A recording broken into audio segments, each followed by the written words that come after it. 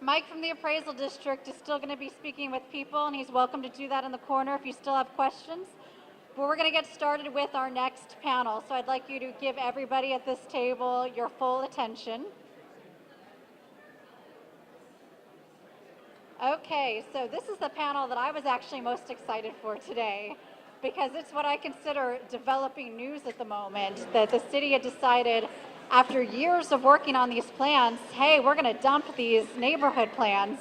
And because of the people sitting at the table, they convinced the city, no, we're not going to dump years of work. We're going to keep going for the value of, oh, I'm so glad everybody's listening now, because this is the panel I was the most excited for today. These are the people who help save the neighborhood plans, which is tremendous work for everybody in this room. We have Cynthia Spielman. We have Chris Ryerson. They're Tier 1 neighborhood leaders. We're going to begin today with Chris, who will tell you a little bit about himself.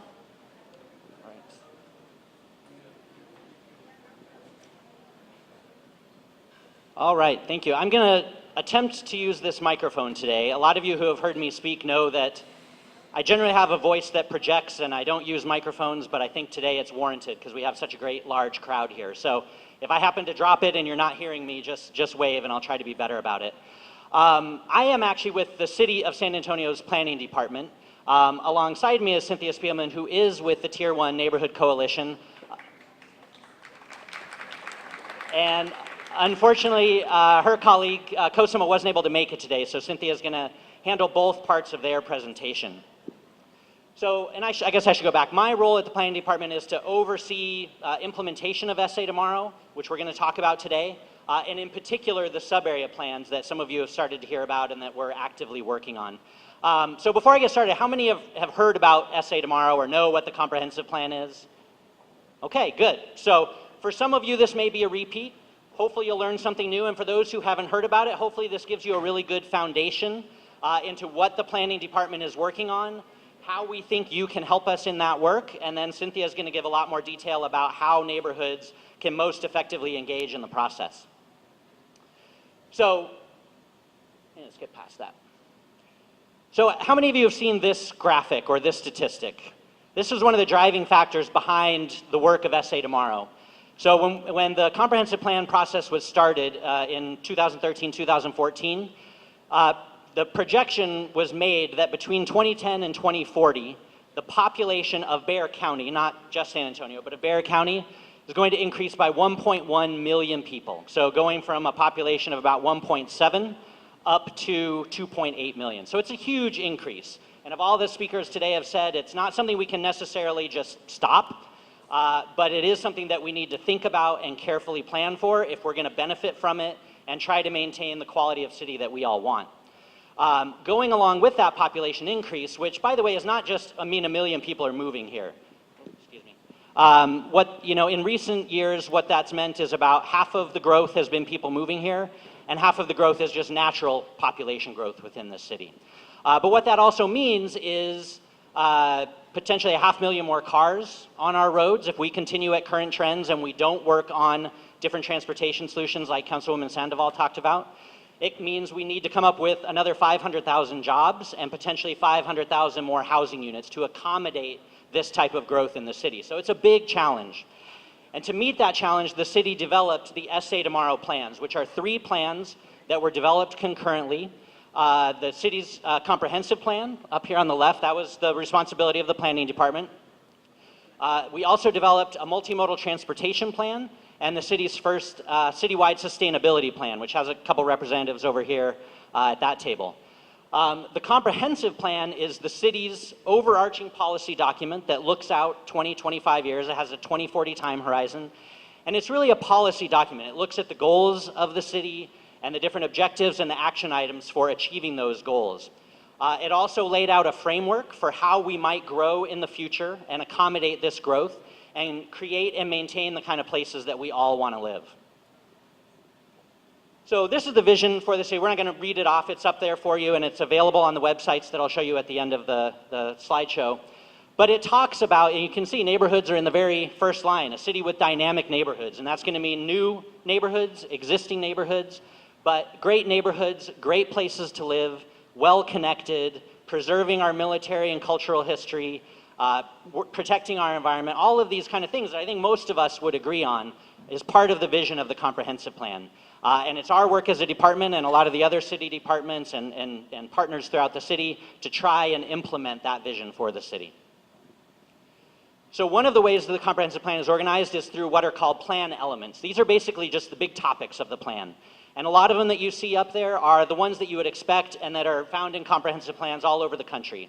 So issues like housing, transportation, the environment, jobs and economic competitiveness, things that you would expect. We also added in elements on the military and on cultural preservation and cultural heritage, because those are more unique to San Antonio, and we wanted to make sure that they were addressed within the comprehensive plan.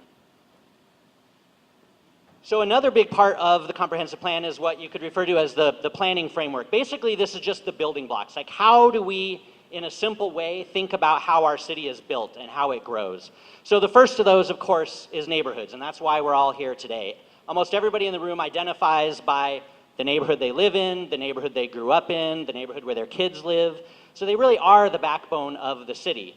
There's going to be neighborhoods in the future that don't exist today. So, we need to create a city of complete neighborhoods of lots of different types. We hope that they're complete, meaning that people can get to the things they want to do easily, not always by having to jump in a car, but if they, their daily errands, their jobs, their education opportunities, where they want to go out to eat, where they want to meet friends for recreation. Ideally, complete neighborhoods will have or have access to all of those things. So the next one is a little more of a wonky term, but we refer to them as urban centers. And a lot of you can probably picture these. These are kind of more compact, mixed-use places. They often serve as a catalyst for community development. Basically, they have a mix of housing, businesses, restaurants, your local dry cleaner, perhaps, your tax accountant's office. It could be any number of things, but the idea is that they serve as sort of a center of, maybe 5 or 10 or 15 neighborhoods. They're not necessarily drawing people from all over the city. They're not regional destinations, but they do provide that little node of great services and activity that can serve a bunch of different neighborhoods. And then we have the regional centers, which I'll talk about in a little more detail in a moment, but these are the bigger areas around the city. Primarily where we found jobs were located. So when we did the comprehensive plan, each of the 13 regional centers that we identified had at least 15,000 jobs. So they're already employment centers. But there are also neighborhoods in these areas, and they're places that we want to create where people not only work, but they live there, they have recreational opportunities there, they can go to school there. Again, we want them to be complete places. And then finally, we have our corridors. The corridors attach and connect all of these different parts of the city, allow us to get around in different ways, and hopefully, based on the goals of the comp plan and the multimodal transportation plan, we provide options for the way that people get around. So people are still going to get around by their cars, but one of the goals is to create other options as well for those who want or need to get around by transit more effectively, or who want to ride their bike or walk. We want to make sure that people have options and choices, essentially.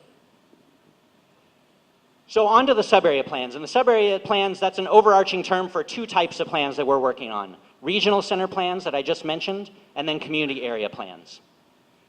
So these are the 13 regional centers. Again, they were originally viewed as employment centers, but I think they're meant to be much more if we do our work right. But you can see they're scattered all throughout the city, and it's an important thing, and it's a unique asset for San Antonio because most cities really have kind of one regional center. They're downtown, right? And everything flows in and out of downtown. It creates lots of problems. Cities around the country and around the world are trying to create this type of pattern where you have centers scattered throughout, but it's very difficult to create from scratch. Ours kind of developed organically, and it's something we really want to try to take advantage of. Another important thing shown up here, the idea behind the comprehensive plan is to try and direct a significant amount of the population growth and the employment growth that we expect into these regional centers. And that's not to say it's going to be spread evenly across an entire regional center. It will always go where it's most appropriate, where there's capacity. But part of the idea behind that is focusing the growth in these certain areas that have that capacity and insulating the rest of the city that just came in yellow and orange from having to absorb as much of that growth. And the rest of the city that came in yellow and orange are the community areas. So in total, we have 30 sub-area plans, 13 regional centers, and 17 community areas that cover the entire city by the time we're done 5, 6, 7 years from now. So why sub-area plans? Because a lot of you, as has been mentioned, a lot of you have worked hard over the years on your neighborhood plans. You know there's lots of different types of plans throughout the city.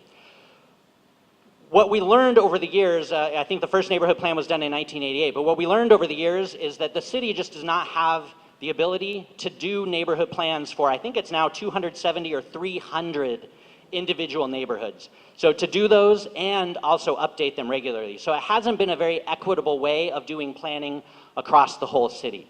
So part of the goal of the sub-area plan is to make sure that we can plan for the entire city effectively and equitably and not just focus on a couple unique areas by themselves. The other reason to do these 30 sub-areas is that the city, although we're the 7th largest city in the country, we don't have a consistent and comprehensive land use map, which, as a lot of you know, drives zoning decisions and plan amendment decisions. So it's important that we get a consistent map that encompasses the whole city so everybody is working from the same playing field and understands the same rules. So for those who are involved, we've started some plans last June. These are the first year plans going from UTSA up in the north down to Brooks in the south, the 4 regional centers, and then the west side community area is the first community plan we're working on. Starting in September, we'll work on these year 2 plans here. And these maps are available over at our table that has the orange table covering. Carlos and Shepard can raise their hands. We have those maps if you want to look at that, and they're available on our website if you want to know, which planning area you're going to fall in and when we're likely to get to planning in your area. So some of the main topics that we're going to cover. Sub-area plans can't address everything. We don't really have the ability within the framework that we work in to address crime and safety, which I know is a key concern for a lot of you. We can touch on it and we can mention it, but we don't have any purview over the police department, for instance. Sub-area plans by themselves are not going to be able to fix those big issues that Councilwoman Sandoval brought up, like gentrification and like affordability and displacement. We can help with that, and we can take lessons from organizations like the Mayor's Housing Policy Task Force and try to make sure that we're implementing those. But again, sub-area plans just can't fix those problems on their own. What we can address are the things listed up here. We can definitely look at land use as the foundational aspect, and then we can layer on top of that things like transportation and where do we want our parks and our trails and recreation opportunities. What types of housing and economic development strategies do we want to incorporate? Are there certain focus areas where we think new development or redevelopment makes a lot of sense and we want to encourage that because it'll benefit the neighborhood or the city? So these are a lot of the topics that we'll work on throughout the sub-area plans. So a couple things that sub-area plans don't change or affect that I know based on where a lot of you live that I recognize. They don't change whether you have a historic district designation or not, or the design standards that go along with that. And they don't change or affect whether you have a neighborhood conservation district and what those guidelines are. They do not touch that. Those are separate zoning overlays, and whether we do a sub-area plan in your neighborhood, yours is going to stay the same as it was before. So one of the big tricky issues with this process, and a lot of you have heard about it lately, is how to take those neighborhood plans that so many people have put so much work into and make sure that we're integrating that work into the work of our sub-area plans. Because a lot of these sub-areas encompass anywhere from 5 to, like where I'm working on the west side, 11 different neighborhood associations. So the process, so first of all, neighborhoods have been invited to be on our planning teams, which are basically like our steering committees from the very beginning. They've been involved in the process all along. One of our very first steps when we start a planning process is to look at those old plans, try to extract out the most important things that haven't been implemented yet, celebrate those things that have been accomplished. So that work has already been done in the plans that we're working on, but we're trying to take an even deeper dive. So a couple ways that we're doing that is making sure that these plans are going to be e-plans, they're going to be websites. So when you click, for instance, on the Beacon Hill tab, that chapter, the first thing you'll see is a link to that neighborhood plan if it exists, so Beacon Hill neighborhood plan. What will also be up there, and so what we have to recognize is there's a lot of neighborhoods that don't have a plan. So we need some other way of accounting for those neighborhoods that don't already have a plan that's contributed information into the sub-area planning process. So the other way we're going to do that is what we're calling neighborhood profiles and priorities. And these are sections where we come and work with you in your neighborhood association on multiple occasions and talk about what makes your neighborhood great, what's its history, who lives here, why is it a great place, What are the main strengths and opportunities that you see in your neighborhood? And then what are the biggest challenges that you think should be worked on? So same kind of process you go through in neighborhood plans. We just have to do it at a little bit smaller scale to be able to do it equitably across all neighborhoods. But this way, every neighborhood that has a registered association is going to have a profile in these plans moving forward, something that they can refer to, use when they approach city council members to say, hey, this is something that we want to advocate for. This is something we said is important to us. I think I'm using up a lot of my time, so I'm going to move fast. So Cynthia is going to talk about this more, but there are really important ways that you as neighborhood associations and representatives can engage in the process. And one of those is making sure that you select one or two people from your neighborhood that can be good two-way communicators of information. So we need to hear from you what your neighborhood is thinking, but we also really need for you to take back to your neighborhood the information you're hearing at planning team meetings and other information. Otherwise, we end up in meetings like this where a lot of people are in the dark when they don't need to be. So that two-way communication is super important.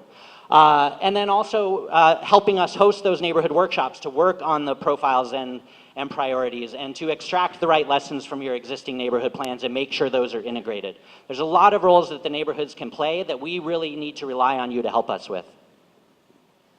So these are just some other examples of how we get out there. It's not just about neighborhood association meetings. We do broader community meetings. We do intercept events. We have the website.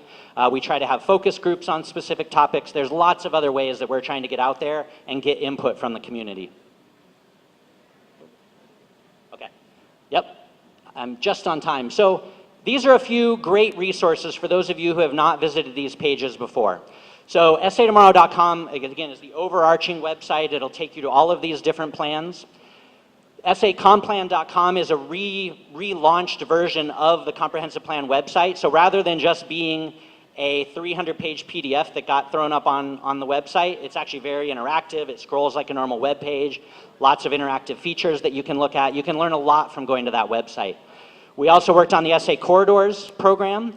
And then most importantly, if you go to our department's website, city planning website, sanantonio.gov/planning, there are basically 3 quick clicks that you need to make to find a neighborhood or community plan that you're interested in, to educate yourself about your plan if you haven't seen it before, or if you need to refresh yourself on what's in there and what you think is important. You go to our website. In the left menu, you'll see there's a little tab for adopted city plans. You click on that, and then it'll bring up what you see on the right here, and you can click on community and neighborhood plans, and it brings up an alphabetical listing of the 44 or so plans that exist for different neighborhoods and communities around the city. So with that, and I can put this back up later, this is my contact information if you want to reach out to me about specific questions. But for now, I'm going to turn it over to Cynthia for her section of the program.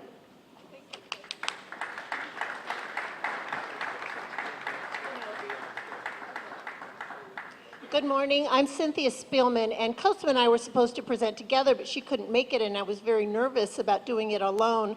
But I look around and I see people who care about their neighborhoods. I see other neighborhood association members, and I feel at home. So thank you. I'm here to talk today about the role and future of community and neighborhood plans. I'm from the Tier 1 Neighborhood Coalition. Oh, I need the clicker.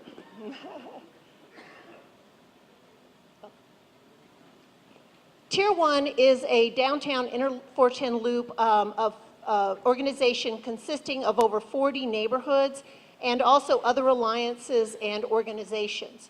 You can see what our mission statement is, but it's mostly to promote communication, cooperation, education, and support among neighborhoods.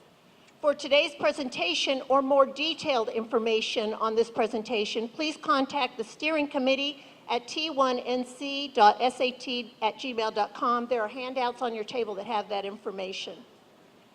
Neighborhoods and comp plans. So after the final draft of the comprehensive plan was made public in 2016, we worked very hard to include neighborhood protections, inclusion of our neighborhood plans, and to be included in the implementation stage of the sub-area plans. Changes were made to subsequent drafts because of neighborhood intervention until the comp plan was adopted August 11, 2016, as amended by Councilman Trevino, who was instrumental in helping neighborhoods be protected in these plans. Our neighborhood plans were included, so our neighborhood plans were included, but after that, we realized that they weren't being acted upon.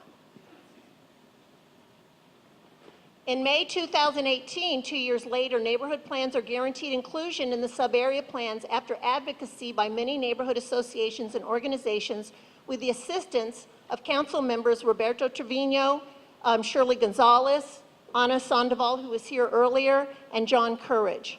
However, neighborhood land use plans will be subordinate to the new, the land use plans will be subordinate to the new sub-area plans that you'll be working on. When the planning department begins an area, planning your area, they will come to your neighborhood association and they will ask you for someone to represent and an alternative, your neighborhood on that plan. These people should have familiarity with the existing neighborhood plan, the SA Tomorrow comp plan, land use and zoning designations. You know, when we put together this presentation, Cosima and I talked to city staff, we talked to neighborhood leaders that are going through this right now, we talked to neighbors, and our own experience. And our own experience tells us that knowledge is power. You don't ever want to start to work for your neighborhood unless you understand the documents involved. This person should be committed to attending all the planning team meetings. They should be assertive, but they also should be willing to open to ideas and input of other planning team members and willing to work with others for the common good. They also should be knowledgeable of such things as the area's history, attitudes, goals, and culture, and be willing to advocate using this local knowledge. And when I say advocate, I mean push back. Sometimes it's important that you understand and the people that in your neighborhood understand your neighborhood best, and you know what you are willing to give up and what you're not. I can't stress to you how important neighborhood communication is during this process. An additional person, you should find that person who's dedicated to communicating back to the board and to the neighborhood to keep membership informed of the planning process, meeting dates, public input, opportunities, and events. You can use e-blasts, you can use, newsletters, Facebook, Nextdoor. But if you are, Beacon Hill is a neighborhood association I belong to. Everyone within our boundaries, renter, homeowners, no dues, everyone's included in the association. But I know that's not true of all neighborhoods. So if yours is by paid membership only, consider ways to include non-paying residents and businesses in the conversation and decision making, because you're representing a neighborhood, not just your neighborhood association. And it's important to have the planning coordinator at your neighborhood meetings, which from what I understand from what's like the Midtown plan, that's already a common practice by city planners. So, in our battle to have our neighborhood plans as part of the comp plan, Councilman Trevino from the dais just this last month had this language to say, and we put it on the handout we gave you, and it's worth reading because this is your guide. He says, each existing neighborhood plan, that is to say areas with existing plans, will sit down with the planning department staff to review and update their neighborhood plan. These plans will be included in the UDC. This process will include discussions with previous planning teams, the current neighborhood and residents, members of the neighborhood community. For areas without an existing plan, a new document will be created using the same process. Some plans are too old or do not have access to the templates documents for their existing plans. In these instances, a new digital document will be created, keeping the neighborhood plan and updating where neighborhoods would like updates or revisions. There will be one large land use plan map for the whole area, which will be created through a long public process where fluidity among boundaries can be ensured and discussed with each neighborhood during their sub-plan discussions. The larger area plan document will also include a bigger picture discussions like infrastructure and transit, which cross many neighborhood boundaries. That's really your guide to thinking about your neighborhood plan within these conversations. So, things that you can do to prepare, take advantage when the planning team when the planning department offers to meet with you. They will be reaching out to you. Take advantage of every time they want to meet. Please meet with them and come informed. Don't waste their time by teaching you. The only way you can have control is to teach yourself first. Consider forming a committee that can help the planning team member prepare. I wouldn't say consider. You absolutely have to have a committee or a group of people that are committed to this process starting the year before. One individual or two individuals cannot possibly do this alone. Revisit your neighborhood plan. Our plan was done in 2001. There's a lot of things that are outdated about it. Things either we've accomplished or just don't pertain anymore, 18 years later. So look at your plan, look at your goals and your priorities. What are things that you could do without? What are things that are important to you enough that they represent your neighborhood and you're willing to go to the mat for? Understand how your neighborhood plan intersects with the SA Tomorrow comp plan. What does it have in common? What elements are the same? What things are different? And those things that are different, what are things that they don't really matter? They're either outdated or just not a priority, and which things do differ, or which do matter? And those are things you want to focus on that are important to your neighborhood. Look at year one plans to see the level and scope. I would start, if you're level 3, if you're lucky enough to be level 3, start attending those meetings for the plans that are going on this coming year and that are going on right now to get a sense of how this works and how you can play a part. If you are next year, start talking to people that have gone through the process and are going through the process now. Talk to the other neighborhood associations within your plan area. Our neighborhood plan is Alta Vista and Beacon Hill. These are going to have 4 or 5 more neighborhoods. We should be talking, and we're year 3. We'll spend the next year talking about what we have in common and how we can support each other in the process. Look to see if there's public investment projects planned for your area. That may affect land use in unexpected ways. And be prepared for bigger picture conversations. You have to look at transportation, affordable housing, sustainability. There are a lot of things that you need to consider about your neighborhood as part of a bigger picture. So often, you need to think about the whole city and what's needed and how your neighborhood can play a part. That doesn't mean you don't advocate and work very hard for things that are important to your neighborhood, but you also understand that this is part of a bigger picture. And be prepared to offer solutions. Someone who just complains will be shut quickly out of the conversation. You have to be willing to, at least if you don't have solutions, explore solutions with others. Thank you for being here today. Please contact us if you want further information or have any questions. Thank you. And we will take questions for Cynthia and Chris.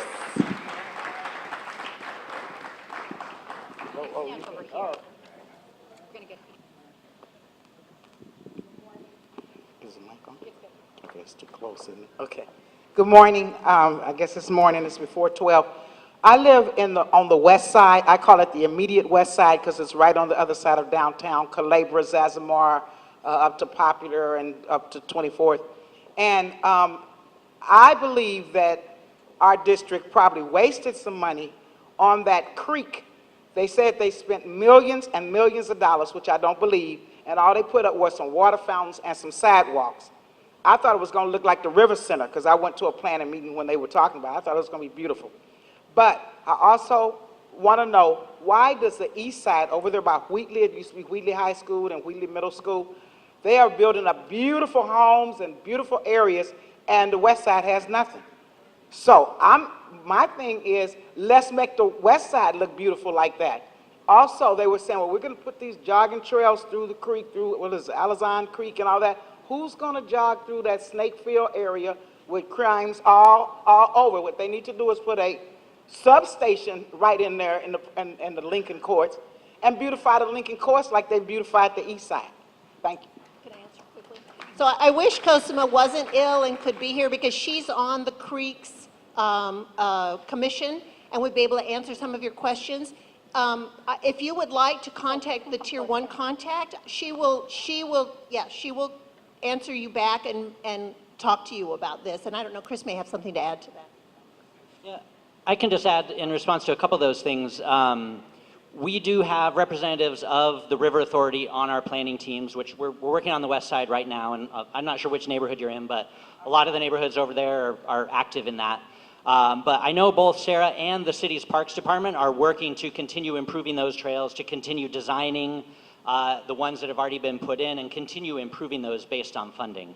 As to your question about the development on the east side versus the west side, the Housing Authority does have an application in with the federal government for a similar project on the west side, but I think they're still in the process, I don't know the exact dates, of waiting to understand if funding is going to be available to do a revitalization project similar to what you described on the east side. So there are things in motion to address some of the things that you were concerned about. But they said they already spent millions on that creek. That only put it was some water fountains and a sidewalk. We needed. Yeah, I'm not sure about that, but I think we're going to try to get to, yeah. Go ahead, sir. Okay, I'm Alan Townsend. I'm president of the Palm Heights Neighborhood Association. We were formed, our plan was formed in 2000, the year 2000. We were so happy that the planning department thought of the neighborhoods, as I do, as the beating heart of the city. Now, along came a planning director named Dugan who said, no, neighborhoods don't mean anything. Well, they're just an impediment. Now you all seem to be taking the middle ground between those two ideas and saying, well, we've got these sub-regions. First of all, we went to the planning department and talked no less than 5 times to people and said, we really should be in the same tier as the Collins Garden Association.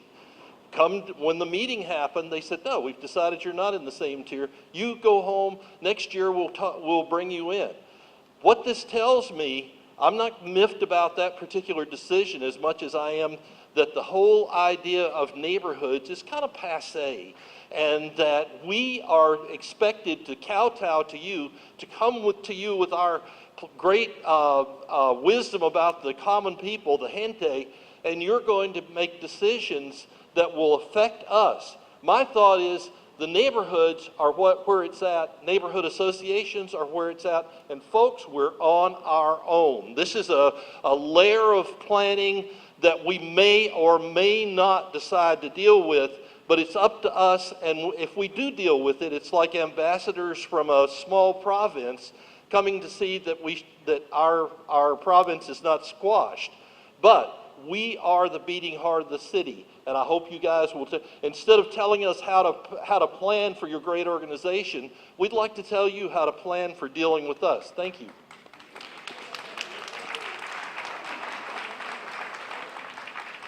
So I'll just try to respond quickly, and there was a lot packed into that. I'm not sure what the sentiment was that was expressed when John Dugan was the planning director. I can tell you now, it's not that neighborhoods are an impediment. As I said from the very beginning of our process, the very first people invited to be a part of the planning teams and help advise us in these plans were the neighborhood associations. I won't have them raise their hand, but there are a number of people in this audience who have been a part of the planning teams and gone to those meetings, and I think realize that we really are trying to make sure that we understand neighborhood needs, neighborhood concerns, neighborhood priorities. With that said, just to be honest, part of our job is also to think about those citywide issues. As Cynthia said, you know, and Councilwoman Sandoval said earlier, a lot of the issues that the city is grappling with aren't just about one neighborhood and aren't going to be solved at a single neighborhood level. They can be solved by thinking more globally, whether it's at a sub-area or across the whole city. And so part of our job is to, and it's a hard job, honestly, is to balance the desires of the neighborhoods and what the neighborhoods really want to see and what's important with them with those overarching important things that people across the city have said are important as part of the comprehensive plan. We're going to take 3 more questions before the breakout session. My name's Frank Fonseca. I'm with the president of Maverick Neighborhood Association. As far as the neighborhood associations, I kind of go along with Mr. Townsend. I don't think they hold any weight anywhere except when the voting comes around. That's when you see the neighborhood associations playing a vital role. I mean, I've lived in my neighborhood for over 40 years, and it's still the same thing. We've had associations, and we go to meetings and all that. It's still the same thing. We still have the same issues. Number 2, on that tier 1, you said 40 neighborhoods. So that means the other neighborhood associations aren't being heard, or you know I think the tier 1 association thing or group that y'all formed, I think you're going against, that's what we have city councilmen for. That's what we pay these people now to do what y'all are trying to do. So I think it's just the next layer of bureaucracy as far as the Tier 1 is concerned, as far as I'm concerned. Thank you. Sure, I can understand how you'd feel that way, but what we found is if we want to advocate for our neighborhoods, that neighborhood coalitions are really effective to do that. Otherwise, how will our council members know what is important to us? And so we're not a top-down organization. We don't even have bylaws or a board. We are a group of horizontally aligned neighborhoods that advocate and help educate each other. And mostly it's about a way of organizing and giving voice to neighborhood concerns. And I would disagree. 5 years ago, if you'd have told me that neighborhoods would have had the voice that they have now and are able to impact city strategies the way they have now, I would have said, oh no, never. And sometimes when we're going through it, I think, oh, this is just like beating your head against a wall. And then suddenly you realize that neighborhood voices are being heard. I think wherever your area is, I mean, we've focused on downtown neighborhoods because we have so many things in common, but we also have a lot of common in suburban neighborhoods. And it's just important that coming together and talking about what's important to you is part of the democratic process, right? So you come together and that's how you advocate to your city council and mayor what's important to people living in neighborhoods. I have to disagree with you on that. Neighborhoods have always had different comments and where they had input. So maybe it's because you haven't been in San Antonio that long or with this project, but believe you me, we've always had an impact. Okay, before things get too personal, I'm going to be respectful to these people in line. What's your question? Okay. I know we're short of time, but two quick rebuttals.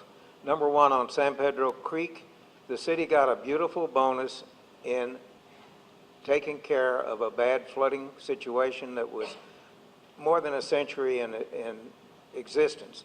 So, yeah, we've got what looks like a small rill or puddle, but it is a beauty and it is ensuring safety. As far as the neighborhoods, I'm only one member of Highland Hills Neighborhood Association, but I think we're getting the attention of the city of San Antonio, our councilwoman, and we're seeing some things getting done. Thank you, Dusty, for that rebuttal. Trish, one more question. Yes. Okay, this question, Chris.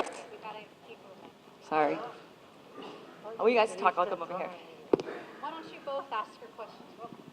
Okay. My question is, in 2009, the City Council adopted our comprehensive plan, the Eastern Triangle Community Plan. Not an association, a community plan, which comprises 16 neighborhood associations. And what we did is we formed a domestic nonprofit corporation. So we have a legal standing. And anybody that wants to mess with our plan and to override our future land use and all of that is going to meet with some legal problems, because we are going to protect our plan. And if I have to run for city council to protect our plan, I will do that. So, And we're going to be respectful of Trish, who was in line. So thank you, Dan. I think your comment is really good. And I think actually what the Eastern Triangle, is kind of like what the planning department is doing now with the community level plans, the bigger plans and trying to hit a lot of different issues. My question for is is it just kind of sensitive? Yeah. Oh, okay, I'll let it go. Is to expand a little bit on the implementation aspects, because what I'm hearing is that there's a lot of emphasis on getting efficiency of land use categories, getting maybe efficiency eventually of zoning, of hitting a broader part of the whole San Antonio community, which is also what the sector plans attempted to do and did cover everywhere except for, I think, the east side with land use. And I think those are good things. I think the big change since everyone's neighborhood plans was created also is thinking about population growth, which the city had never done. And I do think that that's very important. The growth centers are very important. I do think we went through a period we were so focused on growth that the neighborhood plans were perhaps not as emphasized as much as people wanted them to be. And I think that that's being equalized. But my question is, with respect to the neighborhood plans, a lot of the issues are still the same. And what have you guys learned in terms of what has worked with the neighborhood plans? Because it seems to me that one of the big inefficiencies, not just the bureaucracy in the system, but it's how are they actually being effective? And where's the implementation? I can see that in a lot of cases, the NCD standards have created some really great things when they're actually enforced and the intent of them is adhered to. But there are some, and parks can get done, but with the planning department, on a kind of a fast pace to create all these plans, what is the plan for implementation? Because just having a plan or having an updated plan is good, but it doesn't really mean anything. In that, the planning department doesn't actually have the tools to solve the issues, then it's relying on all the other departments or nonprofits or other entities to actually bring the resources to bear. So how is that process improving? Sure. So again, there was a lot in that one. And we've thought about implementation very carefully because we know it's important, and probably a lot of you in the audience who have your neighborhood plans and are proud of them probably also have the frustration that you feel like a lot of things didn't get done. And this is not to disparage our predecessors in the department, but one of the things we're trying to do a little bit differently with these sub-area plans is to say that we really do have to prioritize. So, the city accomplished, I think it was 44 neighborhood or community plans. And again, that covers only a fraction of the city. So only a fraction of the city had representation by a document like this. But they didn't go to that level of detail of, what neighborhoods are really wanting. And I think where the challenge comes in is if you have a neighborhood plan or any document that has, in total 100, 150, 200 things you want to see get done, and no real nod or thought to who's going to pay for it and which things are the biggest priorities, a lot of those things aren't going to get done because nobody knows where to start, nobody knows what to do with it. So in these sub-area plans, we really are trying to think at a little bit higher level about those things that we think we can affect, working with departments that can help us, like Transportation and Capital Improvements, like the Parks Department, like our partners at VIA and other agencies. And maybe these plans won't have 150 or 200 recommendations. Maybe, and I don't know the exact number, we're still working out the exact recommendations of the first plans, but maybe it's 50 or 60 things that collectively everybody can say, yes, over the next 10 years, which is the general horizon of these plans, these are the most important things that we should focus on. And this group are the ones that we should focus on first because they're going to build a support and a foundation for these other ones. Along with that, we're also really trying to make sure that we give some thought to how they might get paid for. As Trish mentioned, the planning department doesn't have the resources to go build streets or to improve parks. We have to rely on other funding sources and other departments. But what we're trying to do is say, well, working with TCI, do we know that such and such street or intersection improvements or sidewalk improvements could be integrated into a certain round of their workflow? Or collectively over the next 5 or 6 years, can we identify a certain number of these projects across the subareas that would make sense to roll into a bond in 2022 so that every neighborhood, every community around the city would be invested and get something out of a bond like that? These are just ideas. This is no, guaranteed thing. Looking where there are tax increment reinvestment zones, things like that, different layers of financing to make sure that out of those priorities that we identify, some of them, if not all of them, can actually get accomplished over the ensuing 10 years. So I don't know if that helps answer your question. Thank you, Cynthia. Thank you, Chris, for that lively, informative discussion. We appreciate your time. I know there are people who still have questions. They will still be here to meet with you one-on-one. In the meantime, we've got to move to our breakout sessions. They are going to be upstairs on that balcony. Those rooms up there, you're going to go out the exit and up the stairs. There are some wonderful volunteers from San Antonio College here to help you. In room 312, a meeting about code compliance. In room 305, a meeting about animal care services. And in room 321, CPS Energy. Thank you.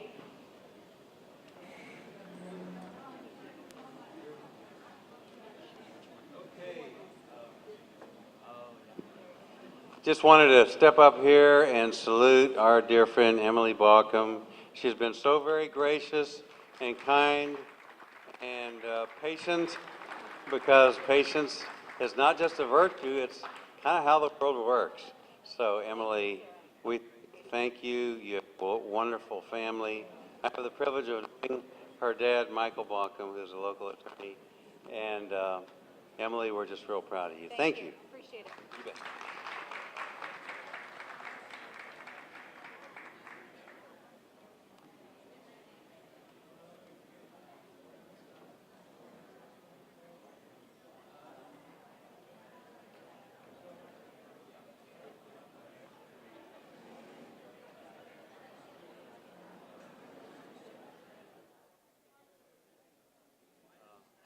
wanted to acknowledge Joe Gonzalez. Joe, are you still here? Joe is running for DA, and we all know that the DA has an integral role in what goes on. So thank you, Joe. Thank you for being here.